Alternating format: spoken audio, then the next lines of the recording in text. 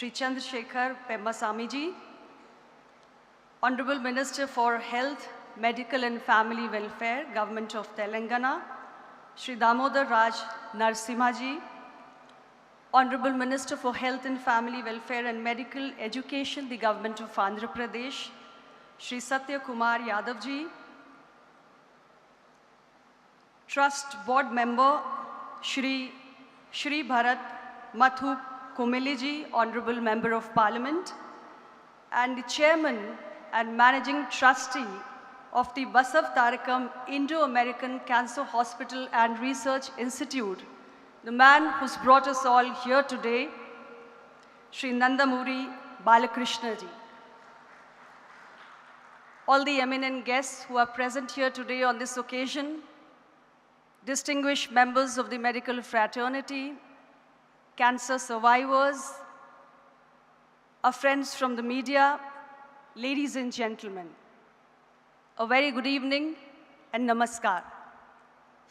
I have great delight in joining you all today for the Silver Jubilee celebrations of the Basavta Indo-American Cancer Hospital and Research Institute, an institution which stands as a shining example of compassionate care, dedicated service to humanity, and social commitment.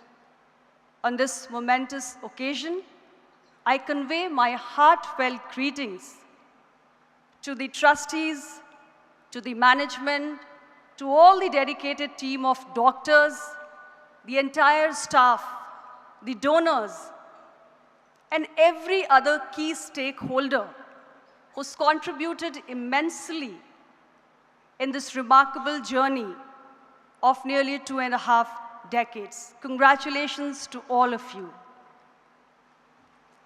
We all know that the sufferings of late Srimati Basavta ji, who lost her life to cancer, became the inspiration for establishing this institute. And as I understand, the vision of late Dr. N.T. Rama Rao ji, the then Chief Minister of the state, was not merely to build a hospital, but to create a center of excellence which would ensure affordable and quality cancer care to every section of the society, particularly the underprivileged ones. And over the last 2.5 decades, I am happy to note that the institution has built an inspiring legacy where it combines advanced medical treatment and technologies with a strong commitment to both affordability as well as inclusivity. And the fact that a large number of the patients or the beneficiaries, they come from the economically weaker section of the society, it reflects the true spirit of service.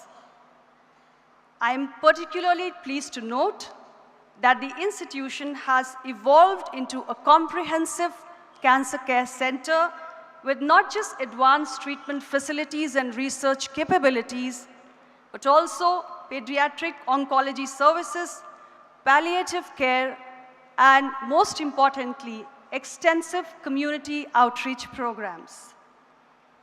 The contribution of the Institute towards cancer screening as well as building awareness, particularly in the rural and the underserved areas, demonstrates that healthcare institutions can play a transformative role beyond the hospital walls.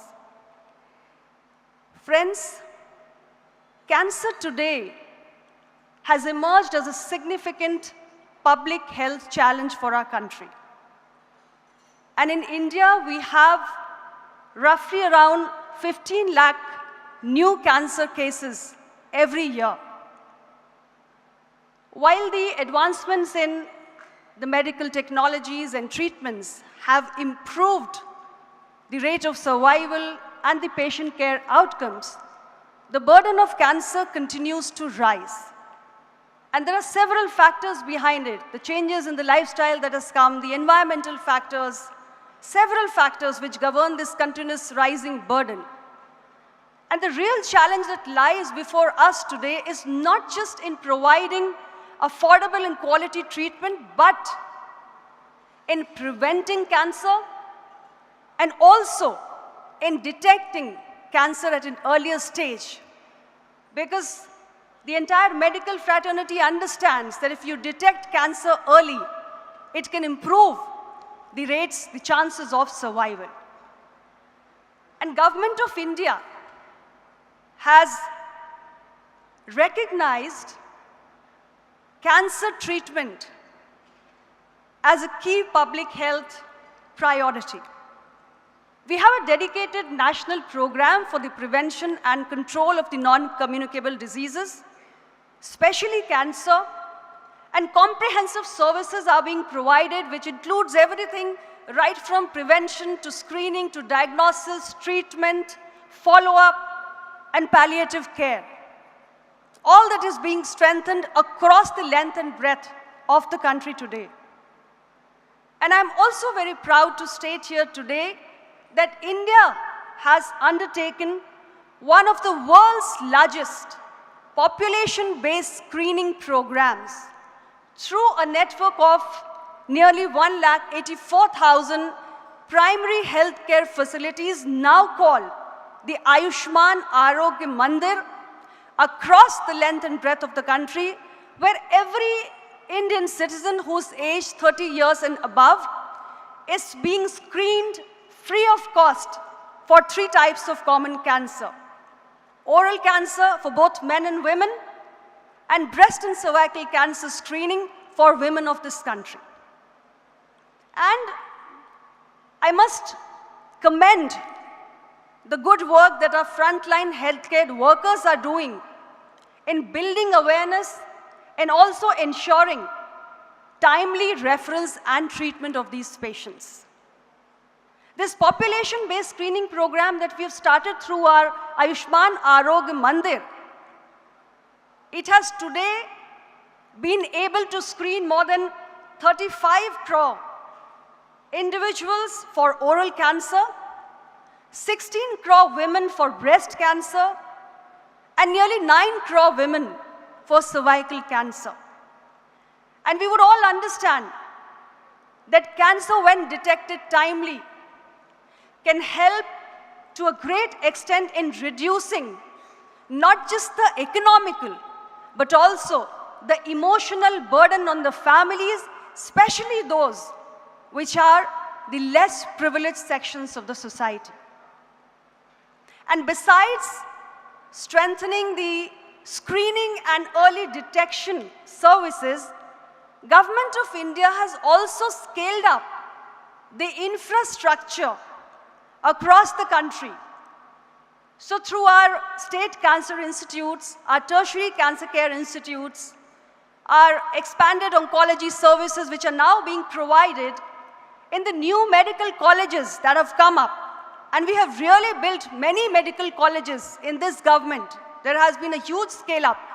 Before 2014, we had around some 384 medical colleges. Today we have 820. So all these medical colleges today have these oncology services, and also the new All India Institute of Medical Sciences that have come up. We have 23 AIIMS now in this country. So everywhere, the infrastructure is being scaled up and these services are provided so that we bring cancer care closer to the communities, to the patients. And we also realize that financial protection becomes very important insofar as cancer care is concerned. The flagship initiative of Government of India, which you may have heard about or read about very often by our leaders, Pradhan Mantri Jan Arogya Yojana.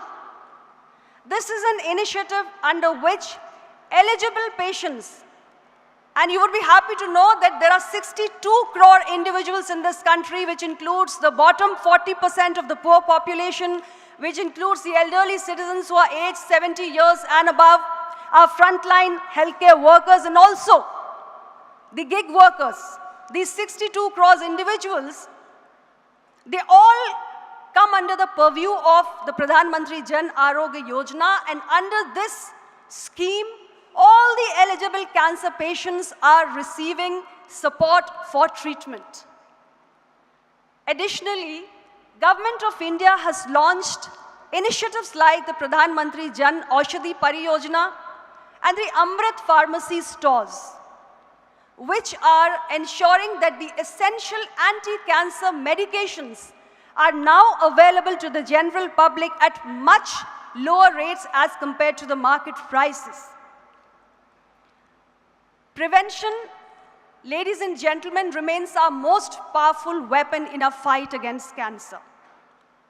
And here I would like to mention about the very recent initiative which was rolled out by none other than the Honorable Prime Minister of India, Shri Narendra Modi ji.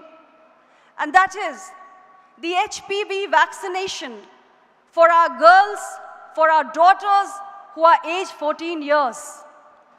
And nationwide in all the government health facilities, we are doing the HPV vaccination to provide protection against the most deadly cancer, the second most common cancer which is causing death of women and girls in this country, cervical cancer. In all the government health facilities, this HPV vaccination is being undertaken. And we have a cohort of around 1.20 lakh girls who are 14 years of age, and the program started, the vaccination started in the month of February, and by now, almost 44 lakh vaccinations have been achieved already, and the program is really picking up. In all the states, people are coming forward to ensure that their girls do get the free of cost vaccine, HPV vaccine, which is being provided by the Government of India. And we want to reduce the number of preventable cancers. Tobacco consumption, that is also something we have taken up on priority.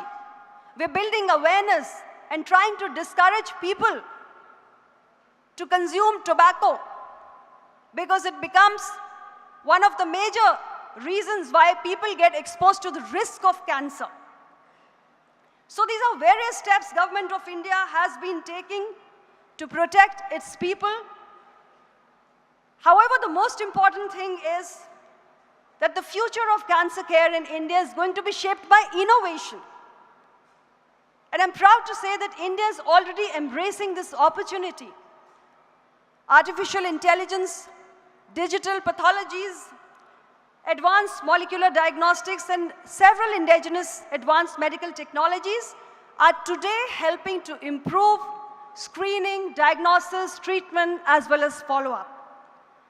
We have initiatives like Diamonds and several other research programs through which affordable, high-quality diagnostic services are being promoted, and at the same time, the vision of a self-reliant India, an Atmanirbhar Bharat in healthcare is also being advanced. And I believe that institutes like the Basavata Indo-American Cancer Hospital and Research Institution, they've got a big role to play in this mission. With what you're doing, whatever I have understood in the audio visuals and by listening to so many of the speakers before me, that the institute is really complementing the efforts of the government insofar as screening, early detection, treatment, and follow-up along with palliative care is concerned. And you have your next phase of your journey wherein you have your plans of expansion. We also heard that a new institute is coming up in Amravati. So I wish you all the best. And I hope that the coming years would see more and more contribution of this institute in providing comprehensive cancer care to the citizens of this country.